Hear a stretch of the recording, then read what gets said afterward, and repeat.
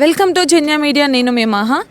Sir, ఎక్కడ జబర్దస్త్, ఎక్కడ అభి గారు, ఎక్కడ ఇప్పుడు కామాఖ్య, అసలు ఏంటి సార్ ఈ జర్నీ అంతా చూస్తుంటే వారేవా అనిపిస్తుంది, ఇన్స్పిరేషన్గా. అసలు జబర్దస్త్ నుంచి వచ్చిన వాళ్ళు అందరు డైరెక్టర్లు అయిపోతున్నారేంటి సార్?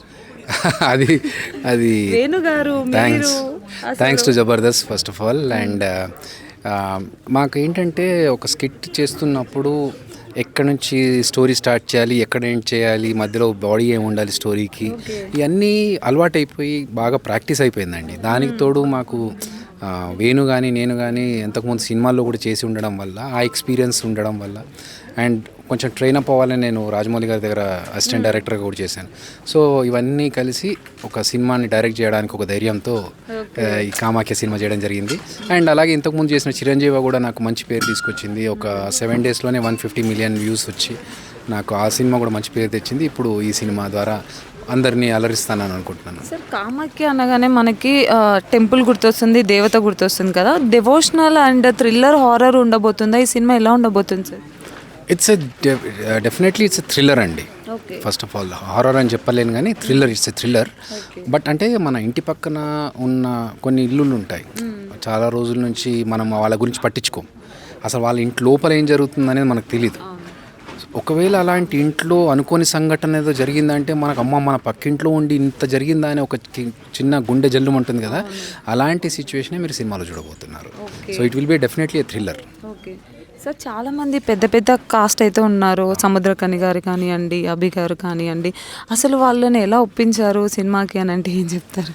స్టోరీ అండి. అందరికీ ఫస్ట్ స్టోరీ చెప్పాము. స్టోరీ ఇలా ఉంటుంది అని చెప్పినప్పుడు వాళ్ళు ఎక్సైట్ అయ్యారు ఆ థ్రిల్ విని. అరే భలే ఉంది థ్రిల్గా అని చెప్పేసి. అండ్ వాళ్ళకి చెప్పినప్పుడే వాళ్ళకి అర్థమైపోయింది, అంటే కాన్ఫిడెంట్గా ఉన్నాడు ఇతను, చెప్పినట్టుగా తీయగలుగుతారని చెప్పేసి. అండ్ నాకు తోడుగా మా టీం అందరూ మాకు సపోర్ట్ చేయడం వల్ల నిజంగా చాలా బాగా వచ్చిందండి. ఓకే సార్, మనం తెలుగు ఇండస్ట్రీలో తెలుగు పర్సన్ని హీరోయిన్గా తీసుకోకుండా సమైరా గారిని తీసుకోవడానికి ఏమైనా మెయిన్ రీజన్ ఉందా sir?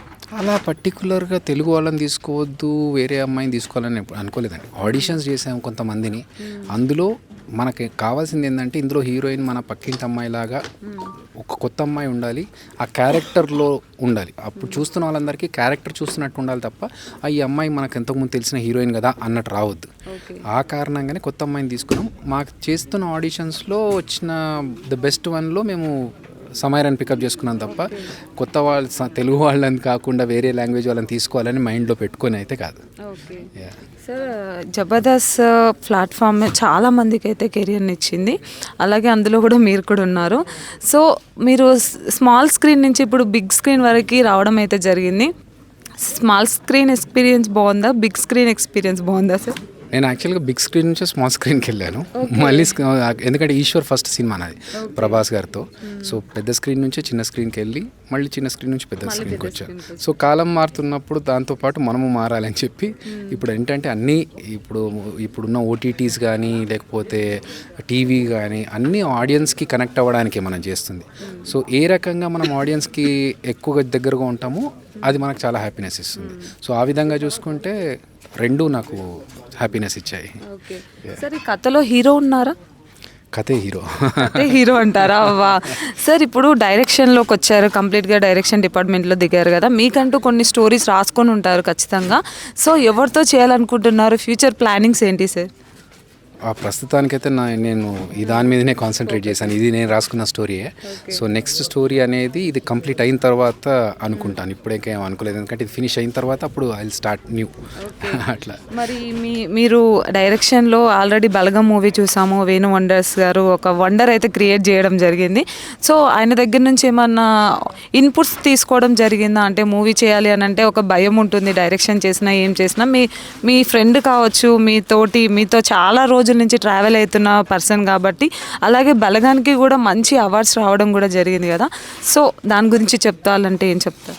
First of all congrats to Venu for winning all the awards. మాకు డిస్కస్ చేసుకొని, అంటే మామూలు క్యాజువల్గా కష్ట నష్టాలు మేము మాట్లాడుకుంటాం, ఎలా ఉంది షూటింగ్, లైఫ్ ఎలా ఉంది అట్లా మాట్లాడుకుంటాం. కానీ స్టోరీ గురించి ఇన్పుట్స్ ఎందుకు మాట్లాడుకోలేదు అంటే ఆయన సినిమా ఎల్లమ్మ దాంట్లో ఆయన బిజీగా ఉన్నాడు. నా సినిమా అంటే ఆల్రెడీ వాళ్ళకు ఉన్న టెన్షన్స్లో మనం మళ్ళీ ఇంకెళ్ళి పక్క నుంచి ఇదిగో ఇలా చేద్దాం అనుకుంటున్నాను నువ్వేంటి ఇవన్నీ మనం సో కలిసినప్పుడు ఇదిగో ఇలా జరిగింది అని అలా మాట్లాడుకోవడం వేరు, స్పెషల్గా టైం తీసుకొని చెప్పడం వేరు. అలాంటివి ఏం పెట్టుకోలేదు. బస్ కలుసుకున్నప్పుడు హ్యాపీగా కలుసుకున్నామా, ఇవన్నీ టెన్షన్స్ మర్చిపోయి కాసేపు ఎంజాయ్ చేసామా అనేది మాత్రమే మేము చూసుకుంటాం అంతే. సార్ ఎవరితో ఫ్యూచర్లో డైరెక్ట్ చేయాలనుకుంటున్నారు, ఏ హీరోతో చేయాలనుకుంటున్నారు? టాప్ హీరోలు అందరితో చేయాలని, నా మెగాస్టార్ చిరంజీవి గారు నా ఫేవరెట్ హీరో. సో ఆయనతో చేస్తే ఇంకా హ్యాపీ అందరికంటే ముందు. బట్ లెట్స్ సీ, ఎందుకంటే సినిమా ఇండస్ట్రీలో మనం అనుకున్నవి కాకుండా కొన్ని జరగాల్సిన మిరాకిల్స్ జరుగుతూ ఉంటాయి, అప్పుడే జరుగుతాయి అన్నీ అంతే. ఖచ్చితంగా మీరు చేయాలని మనస్ఫూర్తిగా కోరుకుంటున్నాం సార్. అలాగే కామాఖ్య మూవీ కూడా టీజర్ చూసాము, చాలా బాగా అనిపించింది. సో మూవీ కూడా చాలా సూపర్గా ఉండబోతుందని అనిపిస్తుంది. సో ఖచ్చితంగా ఇది కూడా హిట్ అయ్యి మీరు మంచి మంచి మూవీస్ చేయాలని మనస్ఫూర్తిగా కోరుకుంటున్నాం. All the very best sir. Thank you అండి, థ్యాంక్ యూ సో మచ్.